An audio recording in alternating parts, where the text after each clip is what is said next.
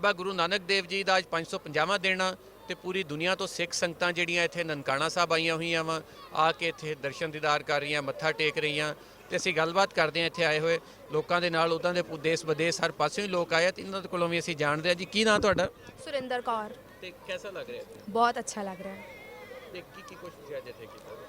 असां ने कीर्तन सुने, रहरास वगैरह अटैम्प्ट की, सुबह दा वेला मतलब कि अमृत वेला अटैम्प्ट किया। बहुत अच्छा लग रहा है सानू इधर आके। असां बहुत दूरों आए हैं और बहुत अच्छी फीलिंग हो रही है, पीसफुल फील कर रहे हैं असां बहुत ज़्यादा। ਤੇ ਦਿਨ ਵੀ ਬਾਬਾ ਜੀ ਦਾ 550ਵਾਂ ਜਨਮ ਦਿਨ ਆ ਤੇ ਇਹ ਤੇ ਵਾਕਈ ਯਾਦਗਾਰ ਵੀ ਹੈ ਤੁਹਾਡੇ ਲਈ ਇੱਥੇ ਆਣਾ। जी बहुत ज़्यादा यादगार है, इसलिए असा स्पेशली 550वां साल मतलब दिन है, इसलिए स्पेशली असा आए हैं इधर। ਤੇ ਸੁਰਿੰਦਰ ਕੌਰ ਦੇ ਨਾਲ ਹੀ ਇਹਨਾਂ ਦੀ ਭੈਣ ਅਮਰਤਾ ਕੌਰ ਵੀ ਇੱਥੇ ਆਈ ਹੋਈ ਹੈ, ਉਹਨਾਂ ਦੇ ਕੋਲੋਂ ਵੀ ਅਸੀਂ ਜਾਣਦੇ ਹਾਂ। ਹਾਂਜੀ, ਤੁਹਾਨੂੰ ਕਿਹਦਾ ਲੱਗਿਆ ਇੱਥੇ ਆ ਕੇ? ਸਾਨੂੰ ਇੱਥੇ ਬਹੁਤ ਮਜ਼ਾ ਆ ਰਿਹਾ ਹੈ ਔਰ ਬਹੁਤ ਇੰਜੋਏ ਕਰ ਰਹੇ ਹਾਂ, ਕੀਰਤਨ ਬਾਣੀ ਸੁਣ ਰਹੇ ਹਾਂ, ਦਿਲ ਨੂੰ ਸਕੂਨ ਮਿਲ ਰਿਹਾ ਇੱਧਰ ਆ ਕੇ।